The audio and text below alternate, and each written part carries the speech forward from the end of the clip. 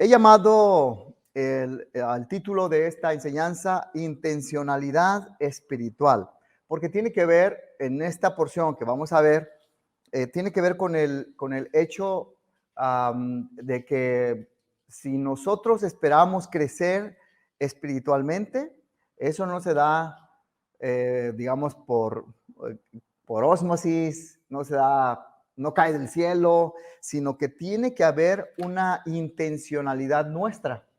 Y si hay una intencionalidad, implica que algo debo hacer. Interesantemente, lo que Pedro va a estar diciendo aquí es que debemos esforzarnos. Une esta intencionalidad con el hecho del esfuerzo. Por eso le llamé intencionalidad espiritual. Y realmente el crecimiento espiritual requiere ese esfuerzo. El apóstol Pablo, por ejemplo, en otras ocasiones mencionaba, dice, vístanse del nuevo hombre, desvístanse del viejo hombre. Nadie nos viste.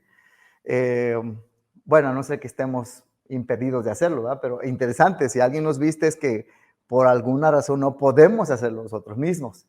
Y eso implicaría pues algo contrario a lo que normalmente se haría. Así que la intencionalidad espiritual está en la Biblia, está en toda la descripción cuando hablamos de la vida espiritual. Por eso es que le llamé intencionalidad espiritual, particularmente a esta porción de la palabra del Señor. Y segunda de Pedro, capítulo 1, versículo 1 al 7, entonces la exhortación que encontramos aquí es que procuremos intencionalmente nuestra formación espiritual. Eso sería como la idea básica de lo que queremos enseñar ahora, que procuremos intencionalmente nuestra formación espiritual.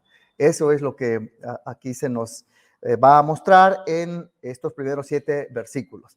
Para empezar, ¿alguien ha oído hablar de San Juan Clímaco? San Juan Clímaco. Bueno, si usted lo busca ahí en Google, San Juan Clímaco, así como está ahí, va a encontrar mucha información de él, pero bueno, aquí la vamos a resumir un poquito acerca de quién es este San Juan Clímaco.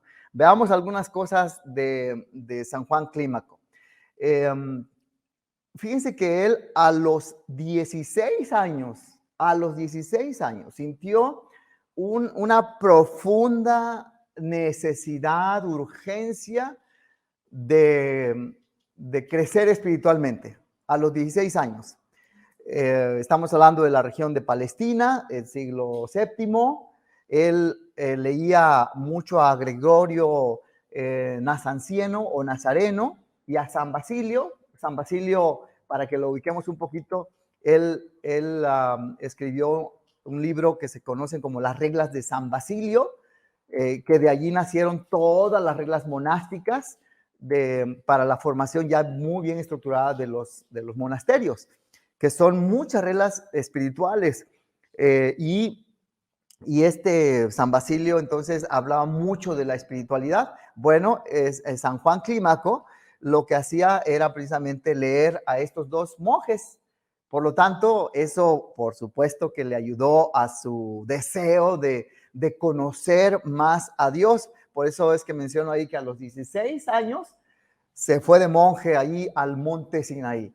Y algunos, bueno, con el paso de los años, él empezó muy joven, 16 años. A los 4 años ya le dieron ahora sí que su título, ¿verdad? De monje. Es decir, a los 20 años ya él era un monje, ¿cómo diríamos? Dedicado. Dice la historia que a él lo que le interesaba era conocer más a Dios. La comida y la bebida le estorbaban. Así decía, le estorbaba la comida y la bebida, porque decían que cuando estaba comiendo se veía como que molesto, estoy perdiendo el tiempo aquí comiendo y bebiendo, yo quiero estar delante de la presencia del Señor, por lo tanto, pues era delgadito, ¿verdad? ¿Saben cuál era su disciplina espiritual favorita? El ayuno. Él se la pasaba ayunando. Y otro detalle en su vida espiritual es que se la pasaba pidiendo perdón a Dios por sus pecados. Así, por sus pecados y por los de la gente. Dicen que a veces se metía a una cueva, cerca de ahí en el monte Sinaí, se metía a una cueva y que se escuchaban los gritos de él, diciendo, Señor, perdóname, perdónanos, por favor, es tu misericordia, y que se escuchaban. La tradición dice que las piedras temblaban cuando él hacía eso. Decían también que sus ojos siempre estaban húmedos, que parecían como si fueran dos cantaritos ahí de agua, porque se la pasaba llorando por su pecado y por el pecado de los demás. Eso era lo que él hacía. En una ocasión le dijeron a él que porque él, cuando estaba con los demás monjes, hablaba mucho con ellos, y alguien le dijo, oye, yo creo que te estás pasando de estar hablando demasiado con los monjes, en lugar de estar hablando con Dios. Entonces dijo, puedes tener razón. Y mejor se alejó, y un año no pronunció una sola palabra. Dijo, no, creo que he hablado demasiado. Y un año ahí estuvo, no pronunció una palabra, porque todo era para el Señor. Rompió ese tiempo porque le dijeron, queremos escucharte. Y entonces regresó otra vez y comenzó a enseñar. Una de las cosas que él encontró para progresar en el camino de la perfección, porque él buscaba eso, él dijo dos cosas había aprendido. Uno, no dedicar tiempo a conversaciones inútiles. Él decía, yo no discuto con nadie, los escucho y no discuto con nadie, a no ser que esté en contra de la ley de Dios. Si alguien dice algo en contra de la ley de Dios, él decía, ahí sí hablo, pero yo los escucho y no discuto con nadie. Esta es una buena regla para Facebook ahora, ¿verdad? Cuando alguien ahí dice algo aún en nuestra contra, Facebook no es la mejor plataforma para ponernos a discutir ahí de temas que no tienen nada que ver. Hay que recordar a San Juan Clímaco de esto. Y también él decía, tienes que encontrar a un director sabio, alguien que te aconseje, pero que sea un hombre o una mujer que sea sabia para que te guíe en la vida. y él hablaba mucho, daba muchas instrucciones, tanto así que alguien le dijo, oye, ¿por qué no pones por escrito? ¿Por qué no pones por escrito tus normas de cómo has crecido en tu vida espiritual? ¿Y saben cómo le llamó a su libro? Le llamó Clímaco. Su libro fue tan famoso que se convirtió en su apellido. Por eso es que él se llama San Juan Clímaco. ¿Y qué significa Clímaco? Significa escalera al cielo. Y tenía 30 pasos para llegar al cielo. Nada que ver con la Bama, ¿verdad? Pero 30 pasos para entender y para crecer en la formación espiritual.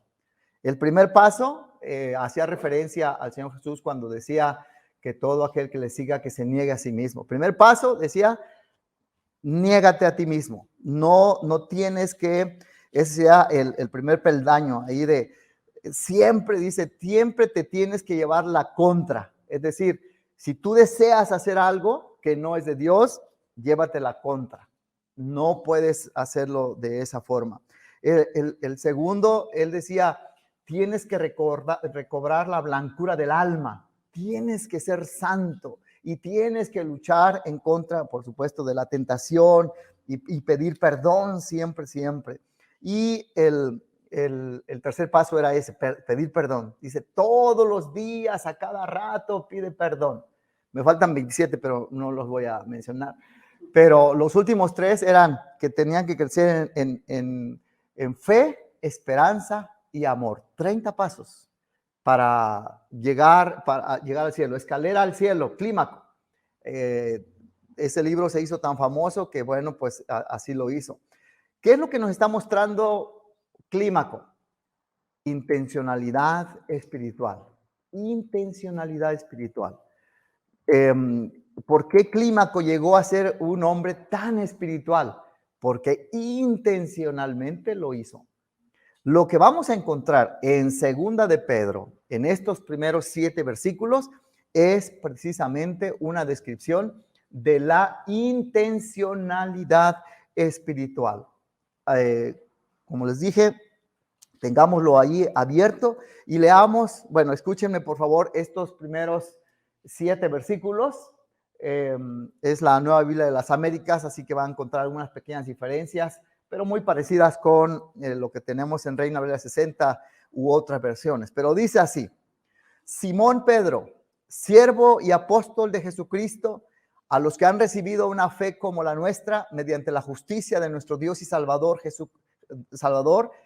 Jesucristo. Gracia y paz les sean multiplicadas a ustedes en el conocimiento de Dios y de Jesús nuestro Señor, pues su divino poder nos ha concedido todo cuanto concierne a la vida y a la piedad, mediante el verdadero conocimiento de aquel que nos llamó por su gloria y excelencia. Por ellas, Él nos ha concedido sus preciosas y maravillosas promesas, a fin de que ustedes lleguen a ser partícipes de la naturaleza divina, habiendo escapado de la corrupción que hay en el mundo por causa de los malos deseos. Por esta razón, también, obrando con toda diligencia, añadan a su fe virtud, y a la virtud conocimiento, al conocimiento dominio propio, al dominio propio perseverancia, y a la perseverancia piedad, a la piedad fraternidad, y a la fraternidad amor. Bueno, ahí tenemos una escalera al cielo de formación espiritual, no de 30 peldaños como la de San Juan Clímaco, son 7 peldaños que nos muestra cómo nosotros debemos buscar intencionalmente el crecer en nuestra vida espiritual. ¿Cómo creen que le fue a Pedro en este caminar? ¿Quién es Pedro? ¿Qué recuerdan del apóstol Pedro? ¿Quién es el apóstol Pedro? Aquí Pedro apóstol le puse ahí para que no cualquier Pedro, sino Pedro apóstol. ¿Qué recuerdan de Pedro? ¿Cómo describirán a Pedro?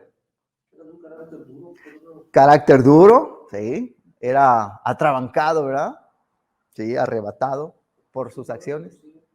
Explosivo también. Me acordé cuando le cortó la oreja. No le quería cortar la oreja. Así es. ¿Qué más recordamos de Pedro? Bueno, pues sí, era celoso, protegía, pues precisamente quiso proteger a Jesús, ¿verdad? Cuando le falló ahí.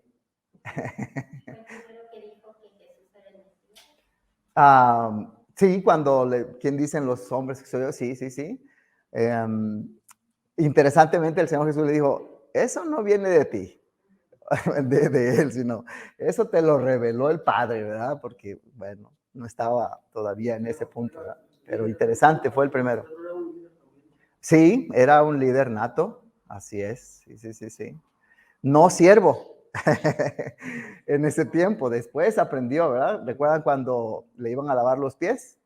Que era el siervo era quien lavaba los pies. Y cuando le toca a Pedro, dice, no, tú no te vas a comportar conmigo como siervo. Es como si era, nosotros somos líderes, tú no deberías estar haciendo esto. Así que, pues sí, era un líder, pero no siervo en ese tiempo, estaba creciendo. ¿Qué más de Pedro? Negó al Señor. Esa estaba esperando que la dijera, porque esa es una característica que cuando lo veamos en el cielo a Pedro, le vamos a dar una palmadita. La regaste. Negó al Señor 3 veces. Pero bueno.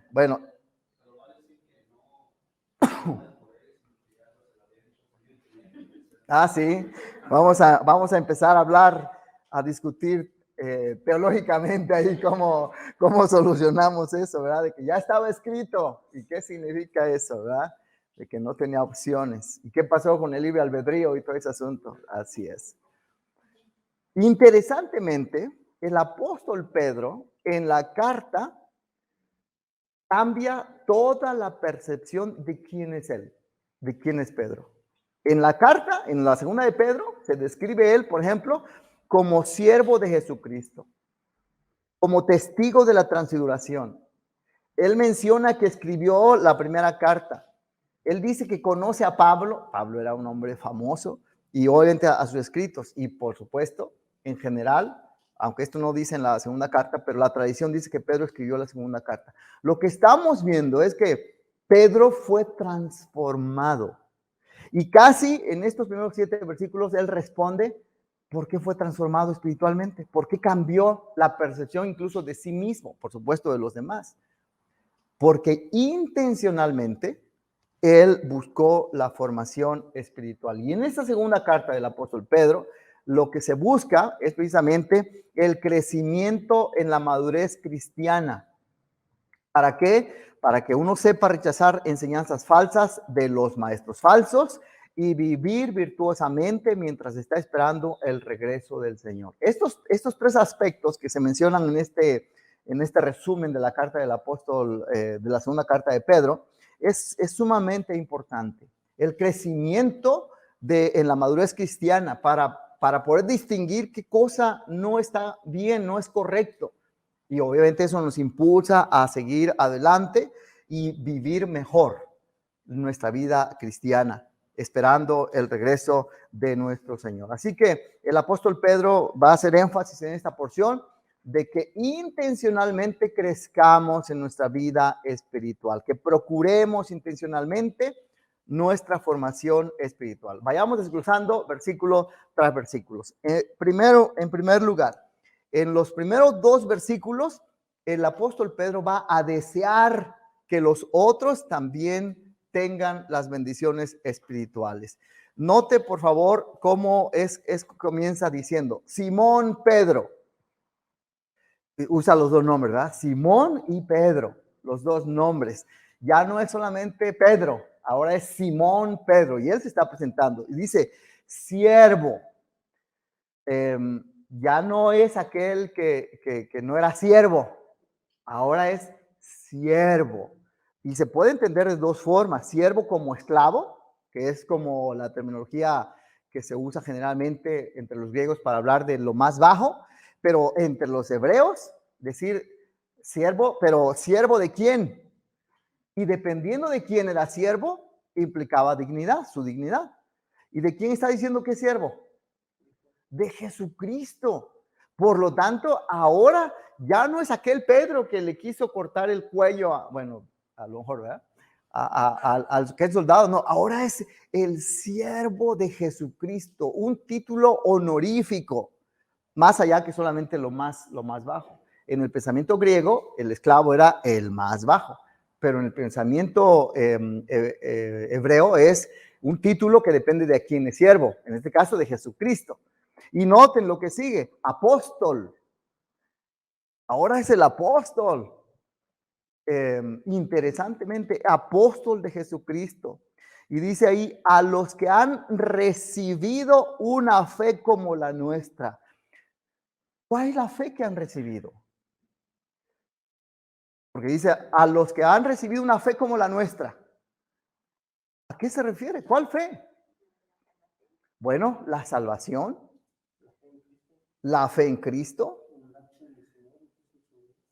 confiar en el Señor, etcétera. Interesantemente, el apóstol Pedro va a hacer mucho énfasis para que los que están leyendo la carta o los que escuchen la carta o los que estudien la carta entienda que lo que han recibido es algo así como una declaración de fe. Ya ve que en las iglesias tenemos declaraciones de fe, creemos en esto, creemos en lo otro, ¿verdad? Eso es lo que el apóstol Pedro está mencionando aquí.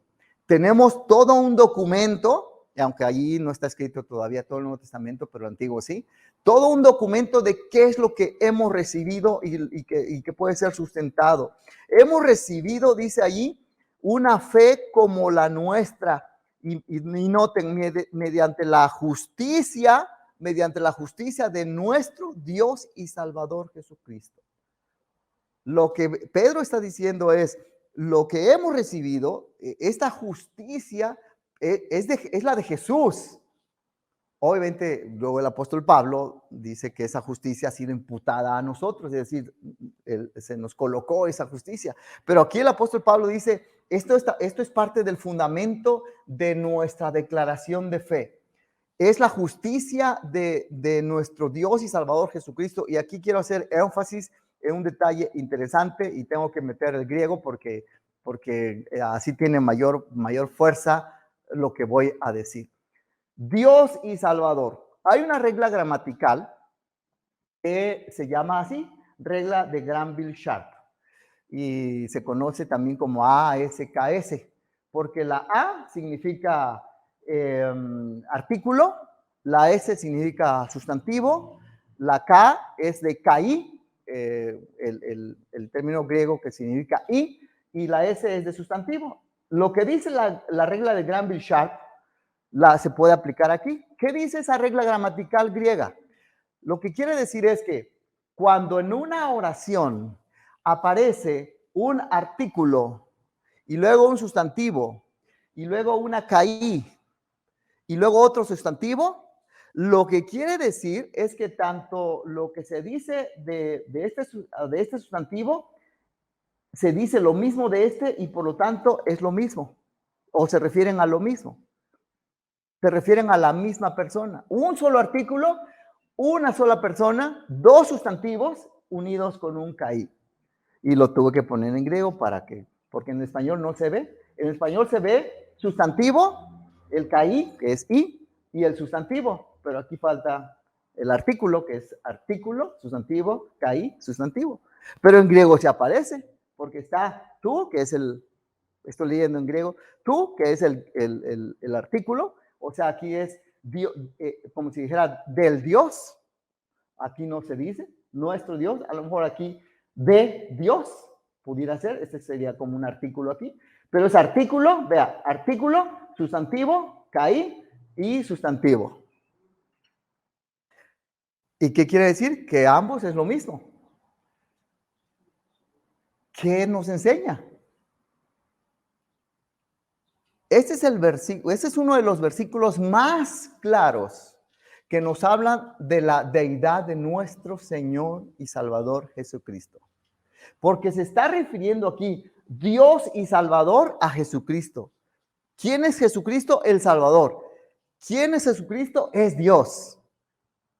Y se comprueba con esta regla que se llama regla de Granville-Sharp. Bueno, tuve que usarlo porque hubiera sido fácil nada más decir Jesucristo es divino, sí, pero gramaticalmente el apóstol Pedro lo hizo a propósito para que quedara muy claro que nuestro gran Dios y Salvador Jesucristo, bueno, esta frase de Tito, gran Dios y Salvador es la misma, usa la regla de Granville-Sharp y está hablando de que el Señor Jesucristo es Dios y Salvador, está hablando de la divinidad de Cristo. Esa es la fe que el apóstol Pedro está diciendo. Esto es lo que debe quedar grabado allí en una declaración de fe. Jesucristo es Dios y Salvador. Jesucristo es Dios y Salvador. Termina diciendo, gracia y paz les sean multiplicadas a ustedes en el conocimiento. Fíjense, y otra vez tengo que usar el griego porque conocimiento es gnosis.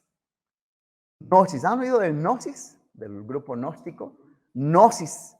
Pero en griego no dice gnosis, dice epignosis. Epi, ¿aquí lo ve? Epi, no sé. Bueno, está conjugado el verbo ahí. ¿Qué quiere decir epi? Algunas traducciones dicen verdadero conocimiento. O el conocimiento que realmente sí es conocimiento. La preposición epi lo que está haciendo es darle énfasis a ese conocimiento. No es cualquier conocimiento, es un conocimiento verdadero. Por eso menciona ahí, gracia y paz les sean multiplicadas a ustedes en el conocimiento de Dios, en el verdadero conocimiento de Dios. Lo que quiere decir es que probablemente algunos pudieran desviarse de algo que no es el conocimiento de Dios. El verdadero conocimiento de Dios es precisamente lo que el apóstol Pablo está mencionando aquí. Y dice, y de Jesús nuestro Señor. Juan 17:3. ¿Recuerdan? Bueno, si quieren pueden buscarlo ahí, pero se los recuerdo. Juan 17:3. Y esta es la vida eterna. ¿Recuerdan? Que te conozcan a ti. ¿A cuál ti? ¿A quién se refiere? A Dios el Padre. Este es el verdadero conocimiento. Esta es la verdadera vida eterna, dice. Que te conozcan a ti y a tu Hijo a quien tú has enviado. Aquí el apóstol Pedro, ¿puede usted imaginarse al apóstol Pedro? Bueno, era una oración personal, ¿verdad? Del Señor Jesús ahí, estaba hablando con el Padre, pero de alguna forma Pedro lo recordó o no sé cómo, por inspiración a lo mejor, ¿verdad? Pero él se dio cuenta de esta gran verdad. Esta es la verdad, esta es la vida eterna, que te conozcan a ti, Dios Padre, y a tu Hijo a quien tú has enviado. Y aquí lo está diciendo, el verdadero conocimiento de Dios, pero también de Jesús, nuestro Señor, al cual ya le he llamado Dios y Salvador. Así que cuando vamos a hablar de Pedro, tenemos que recordar varias cosas. ¿Cómo es que podemos anhelar grandes bendiciones espirituales para los demás? Ok, primero que sepamos quiénes somos. Pedro no es ya el traidor, es el siervo y apóstol. ¿Quiénes somos en Cristo Jesús? Que sepamos qué creemos, nuestra fe, toda nuestra doctrina, ahí, declaración de fe, que recordemos que Dios es justo, la justificación, la justicia imputada de Jesucristo, lo que decía, ¿verdad? La justicia de Cristo, que Jesucristo es el Salvador, que Jesucristo es Dios, que sepamos que creemos y por supuesto la clave de la espiritualidad es el conocimiento de Dios el Padre y de Jesucristo. Si San Juan Clímaco hubiera captado esto desde un principio, posiblemente no hubieran sido 30 reglas. El conocimiento del Padre y del Hijo es el primer, ahora sí que escaño para nuestra vida, para la verdadera espiritualidad y una espiritualidad completa de lo que Pedro está haciendo. Pero no solamente es desear eso, porque es un deseo del apóstol Pedro, que desea que los demás hagan. Y es un deseo que él no conoce, porque no lo dije en un principio, pero está en un modo que se conoce como optativo, eso no existe en el español, pero lo que quiere decir es que es un deseo, pero que no está cumplido, parecido al subjuntivo, pero el optativo es como que ya se va a dar, algo así, y el subjuntivo es pues como que esperemos que se dé, ¿verdad? El apóstol Pedro menciona en los versículos 3 y 4 que realmente para seguir creciendo en nuestra vida espiritual ya tenemos todo. Pues dice ahí, pues su divino poder nos ha concedido todo que tenemos en Dios para enfrentar la vida, porque dice para la vida y la piedad. ¿Qué tenemos de Dios para vivir piadosamente? Compartamos esto. ¿Qué tenemos de Dios para enfrentar la vida? ¿Qué tenemos? La vida es difícil. La vida es complicada, bueno, en ocasiones a veces está más suave y descansamos, ¿verdad? Pero la vida en general no es tan fácil. ¿Qué tenemos para enfrentar una vida? La vida. El Espíritu Santo. Fíjense, esto es interesante porque cuando el Señor Jesús estaba con ellos, con los discípulos, les dijo, les conviene que yo me vaya porque voy a enviar al Espíritu Santo. A ver, ¿cómo es que me conviene que Jesucristo no esté conmigo y esté alguien que no conozco? Porque, bueno, en ese momento no se conocía, ¿verdad? En el Antiguo Testamento algunos sí lo conocían, como David, por ejemplo, cuando él dice, no quites de mí tu Santo Espíritu por el pecado, lo conocía y Sansón lo conocía también, ¿verdad? Recuerden que el Espíritu llegaba y se iba. Pero aquí en este caso, el Espíritu Santo, los discípulos no estuvieron preparados, aunque Jesucristo caminó con ellos y les enseñó 3 años, no estuvieron preparados para enfrentar la vida que seguía sin el Espíritu Santo. Imagínense. Haber escuchado la enseñanza por 3 años y la comunión y la amistad del Señor Jesús no era suficiente, no fue suficiente para enfrentar la vida. Se necesitaba el poder de Dios, el Espíritu Santo. Interesante. Y eso lo tenemos en Cristo. ¿Ok? ¿Qué tenemos más para enfrentar la vida? La palabra de Dios. Interesantemente, decir el Espíritu Santo me habló, pues es muy subjetivo, ¿verdad? Porque, bueno, sí, el Espíritu Santo me habló. Pero si yo digo, leí en la Biblia lo que dice Dios de lo que debo hacer, es diferente. Porque allí está escrito, abre tu Biblia y verás que así lo dice. Es completamente objetivo. lo que dice la palabra del Señor, lo que dice. Luego, cuando empezamos a pensar, pues pensar es interpretar. Y comenzamos ya a hacerlo subjetivo, pero el fundamento está ahí, la palabra del Señor. Muy bien. ¿Qué otra cosa tenemos para enfrentar la vida? ¿Perdón? La fe, por supuesto. La fe, como el apóstol Pedro lo dice, también. La fe no subjetiva, sino una fe en donde ya sabemos, Jesucristo es Dios, Jesucristo es el Salvador, la Biblia es la palabra de Dios, el Espíritu Santo es una persona que me acompaña siempre, etcétera. Nuestras doctrinas de fe, digamos, nuestra declaración de fe que le llamamos también, ¿no? La fe, en ese sentido que el apóstol Pedro, y también puede ser en un sentido subjetivo, ¿verdad? De creer, de confiar, pero aquí Pedro está hablando de algo fijo. ¿Y qué tenemos en Dios para vivir piadosamente? ¿Qué tenemos en Dios para vivir piadosamente? Porque dice ahí, su divino poder nos ha concedido todo cuanto concierne a la vida y a la piedad. ¿Perdón? ¿Poder? El poder de Dios, el Espíritu Santo en nosotros, por supuesto, ¿sí? Ahí está. Eso también nos ayuda para vivir piadosamente.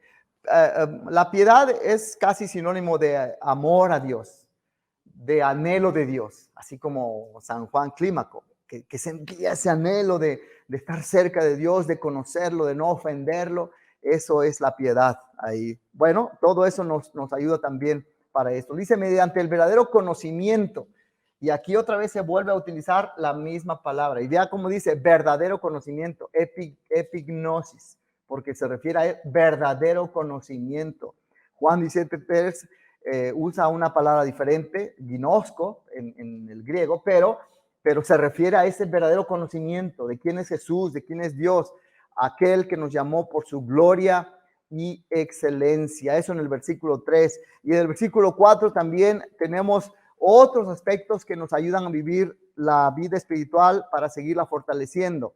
Por ellas Él nos ha concedido sus preciosas y maravillosas promesas. ¿Cuáles promesas? ¿Recuerdan algunas promesas de Dios? La vida eterna, así es. Perdón de pecados, así es. ¿Qué otras promesas? La segunda venida, Él va a regresar, por supuesto. Llevamos 3, recuerda. Su presencia con nosotros, así es. Otra promesa que recordemos.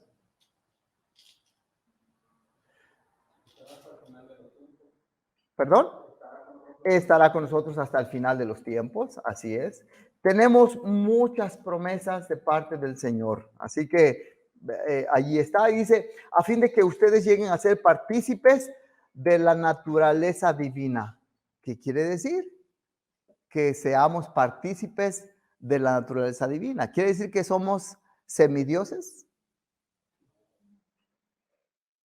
No, por supuesto que no. Pero entonces, si somos partícipes de su naturaleza divina, ¿qué quiere decir? ¿Perdón? Bueno, pero en esta vida, todavía no allá. Si hablamos de este tiempo, de este momento, ¿cómo es que nosotros somos partícipes de la naturaleza divina? Bueno, solamente describamos la naturaleza de Dios. Dios es bueno. Nosotros podemos ser buenos. Por ejemplo, Dios es justo. Nosotros también podemos ser parte de tener esa naturaleza. Dios es justo. Y no natural, porque naturalmente se puede tener, por supuesto, ser bueno, ser justo, pero delante de Dios, pues eso no tiene el valor que tiene en Cristo. Pero la naturaleza divina entonces implica que podemos ser como Jesucristo al final de cuentas. Y esa es, ahora sí que la petición máxima nuestra, de crecer a la imagen de nuestro Señor Jesucristo. Esa naturaleza divina tiene que ver con eso. Porque dice, habiendo escapado de la corrupción. ¿Cómo escapamos? ¿Cómo escapamos? De la corrupción que hay en el mundo por causa de los malos deseos. ¿Cómo escapamos? Ok, nos apartamos, pero lo que quiero que noten el énfasis está en que es algo que nosotros hacemos. Es algo que nosotros debemos hacer.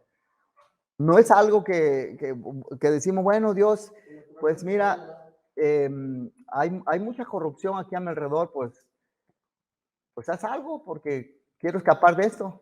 No, no. Aquí es donde radica muchas veces ese esfuerzo personal de escapar nosotros, de movernos. Oye, si estás rodeado de pecado, muévete, haz algo, escápate, como dice aquí, habiendo escapado de la corrupción que en el mundo hay a causa de los malos deseos. Así que, ¿cómo podemos utilizar el poder espiritual que poseemos? Como Pedro lo está mencionando. Bueno, uno es que tenemos los recursos para vivir como Dios manda, los tenemos.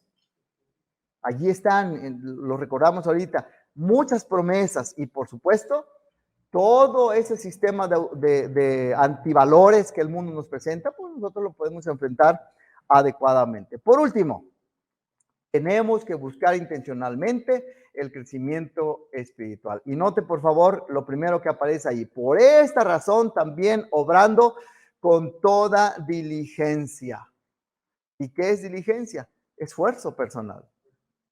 Si alguien se dice, tienes que ser diligente, quiere decir, tienes que esforzarte.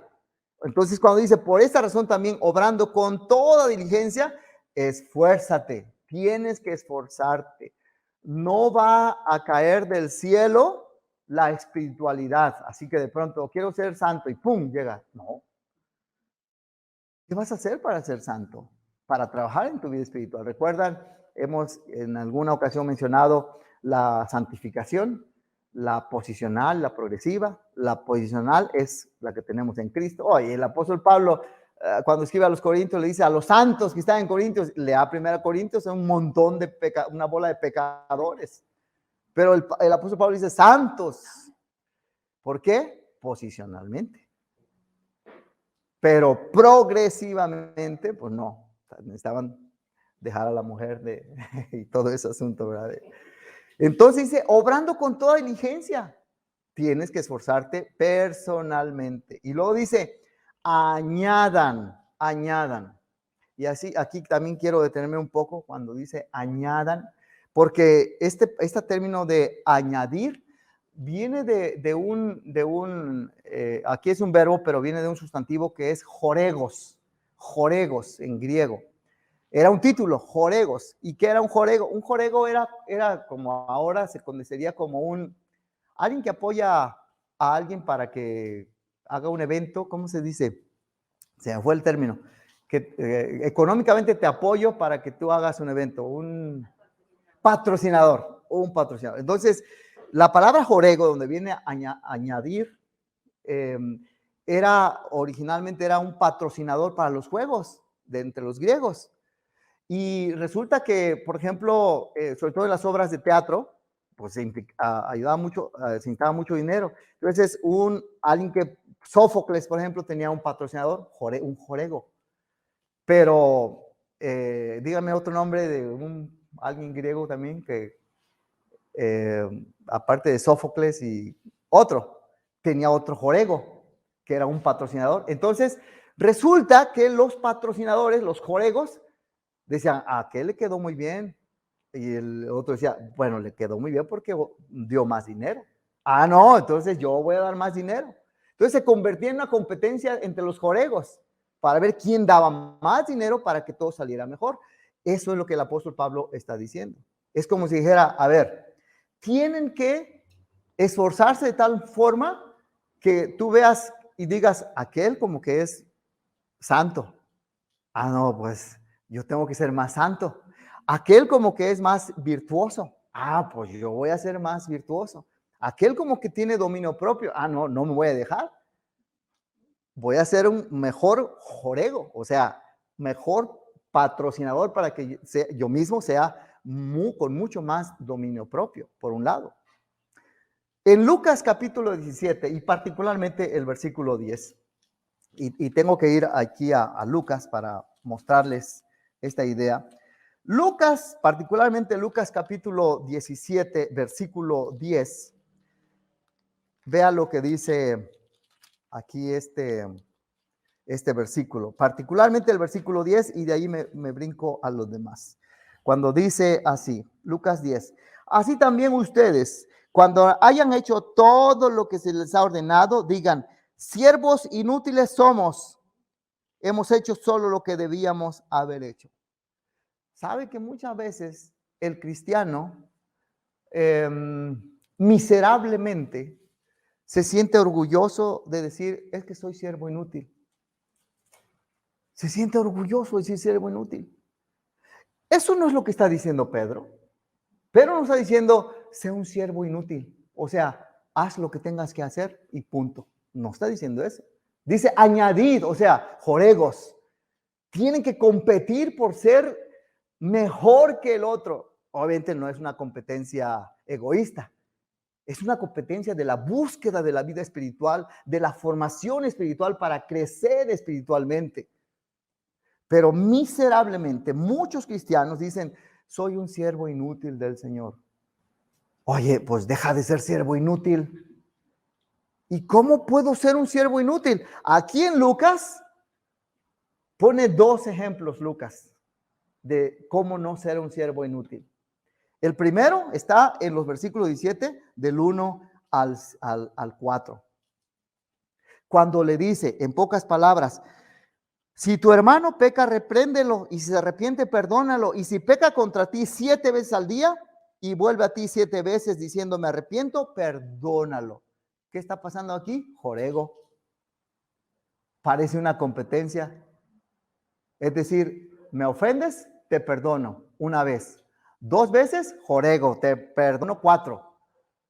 5 veces, jorego, te perdono 10.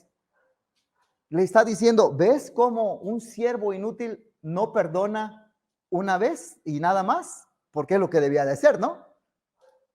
No, un siervo inútil no perdona solamente lo que tiene que perdonar. No, se esfuerza en perdonar mucho más que los otros.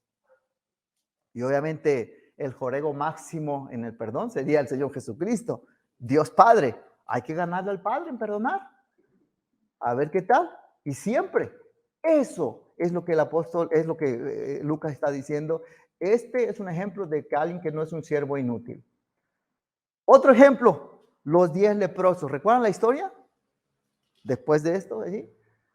Que dice que iba camino a Jerusalén, pasaban entre Samaria y Galilea, llegaron a 10 hombres leprosos que pararon a la distancia y gritaron, Jesús, Maestro, ten misericordia de nosotros. Y cuando él los vio, les dijo, vayan y muéstranse a los sacerdotes. Y cuando iban de camino, quedaron limpios. ¿Qué tenían que hacer ellos? Ir y mostrarse al sacerdote y decir, queremos dar gracias a Dios porque nos sanó. Eso era lo único que les pedían. Pero ¿qué hizo uno? Jorego. ¿Recuerdan qué hizo? Cuando vio que estaba sano, dijo, no, yo tengo que hacer algo más de lo que me dijeron que hiciera. Y regresó a Jesús.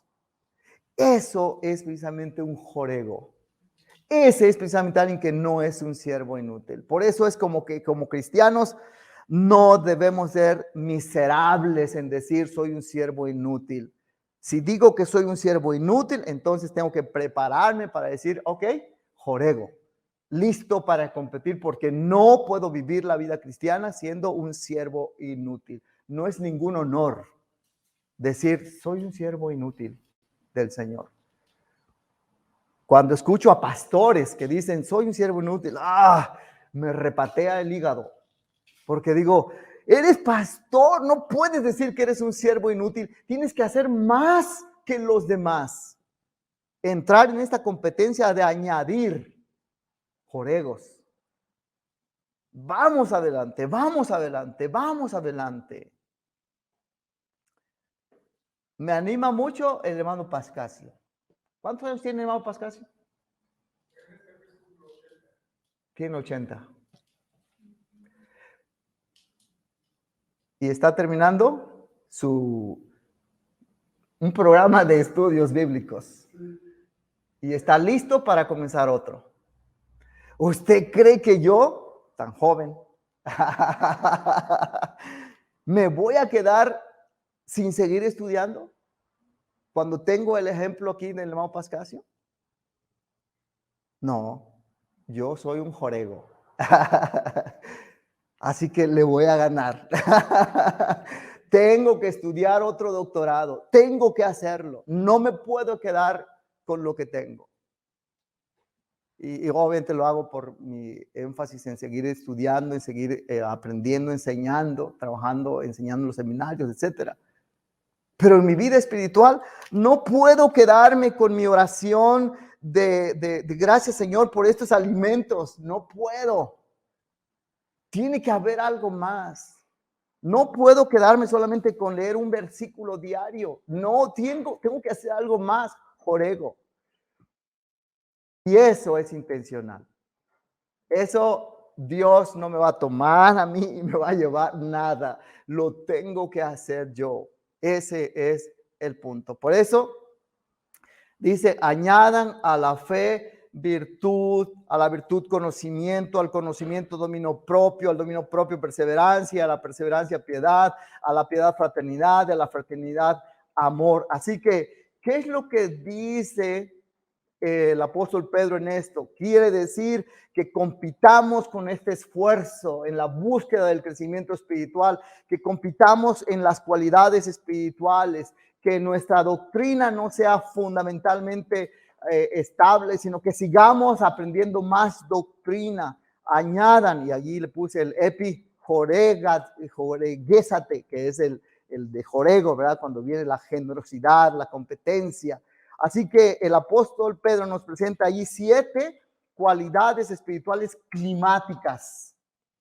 Y noten que le puse climática entre comillas, porque es una referencia a San Juan Clímaco con relación a esto. Y dicen entonces, añadan a su fe virtud, pero virtud implica excelencia en lo que hago. Añadan el conocimiento, ya hemos hablado de este conocimiento, el verdadero conocimiento. También habla de dominio propio. Tenemos que ser señores de nosotros mismos. Dominio propio, fundamentalmente. Ahí hay un pasaje, ¿verdad? No nos ha dado Dios espíritu de cobardía, sino de poder, de amor y dominio propio. Perseverancia. Tenemos que aguantar lo que se tenga que aguantar en la vida. Piedad, devoción a Dios. Fraternidad, amor a los hermanos. 1 Juan 4:20, ¿verdad? ¿Cómo puedes decir que crees en Dios, que amas a Dios y no amas a tu hermano? Y por último, el amor a Dios, en donde se centra este versículo de Mateo 22, 37 al 39. ¿Cuál es el más grande de los mandamientos? Ama al Señor con todo tu corazón. Entonces, ¿para qué sirven estos peldaños climáticos? Bueno, los que mencioné antes, ¿verdad? Estos 7 peldaños, ¿para qué nos sirven?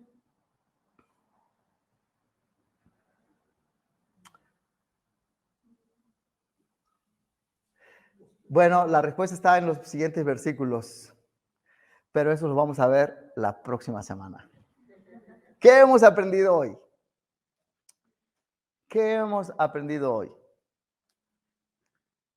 Hay cosas que me compiten en hacer, porque Dios ya hizo su parte. Así es, eso es importantísimo. Dios ya hizo su parte. Ahora nos corresponde hacerlo a nosotros. Obviamente tenemos el Espíritu Santo. No aquí, no es que no nos dejó, exacto. Exactamente, exactamente, sí. El Señor Jesús lo dijo, no los voy a dejar solos. Viene otro como yo, igualito que yo, ¿verdad? Interesante.